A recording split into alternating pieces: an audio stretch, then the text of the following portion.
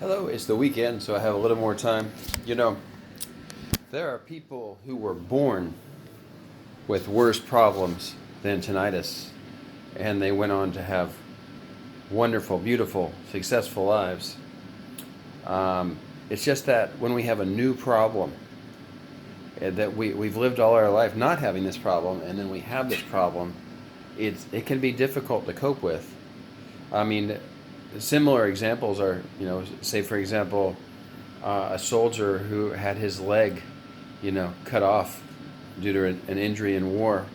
Sometimes people go through long periods of depression and trying to cope with how am I going to live my life with one less leg, right? And there's babies that are born with no arms, things like that, and they do some beautiful things in their life, you know. So, not to sound depressing, it's just to say that there are people who do great with tinnitus. They do great with one less leg. They even live a long time often. And you have to put things in perspective sometimes. I remember the line from the movie Forrest Gump, where he got the $1 million injury. He got shot in the butt. And he was so lucky because getting shot in the butt means he left the front line, went home. All he had was a shot in the butt, and he healed from it, and he got better. Unfortunately for us, the tinnitus doesn't always go away. So, but I mean, compared to a lot of other things we could have, I mean, we're doing great. so, but why do people who get their leg cut off or children who are born with no arms go on to do well? Ask yourself that question. It's because they come to accept the reality that they have, and then they move forward from there. So that is one of the big stumbling blocks for a lot of people with tinnitus, is that they are not willing to accept that they have to hear this sound potentially for the rest of their lives, and they just stay anxious and depressed about it. So don't do that. Accept it. It may go away.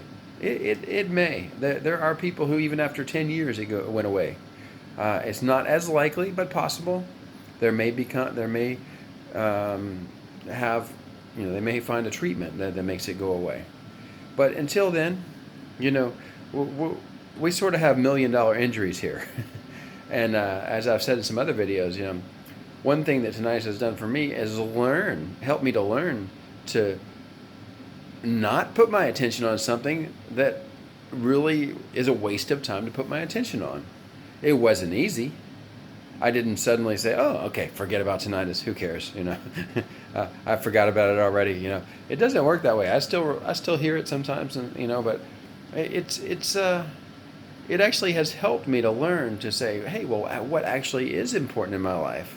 Let's go do that," and it's better. You'll notice I have a couple spots on my face. I went to the skin care place. And it's not cancer or anything like that, but I just had a couple of little places where they use the liquid nitrogen to I guess like cold burn off these places, and it'll hopefully improve those couple of spots in my skin. I don't have perfect skin, so now I use the cleanser and the what do you call it, the moisturizer every day.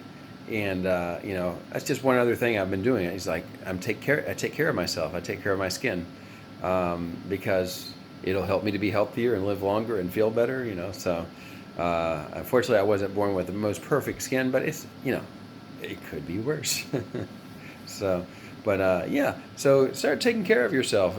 Brush your teeth and exercise and make your bed and go on with your day and do some good things and learn to put put priority on what's important and deprioritize this tinnitus.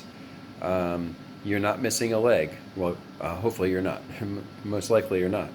And your problem is not as bad as some other people. But even forget about all that. Just it's not important. Put your priority on what is important, and go do it, and do it good, and be able to look back and say, I did it. I even though I had this problem, I went on to do other things. And as you go on and do those other things, you're going to forget about tinnitus more and more. Just go do what you need to do in your life. Do it anyway. And then you'll be so happy that you did.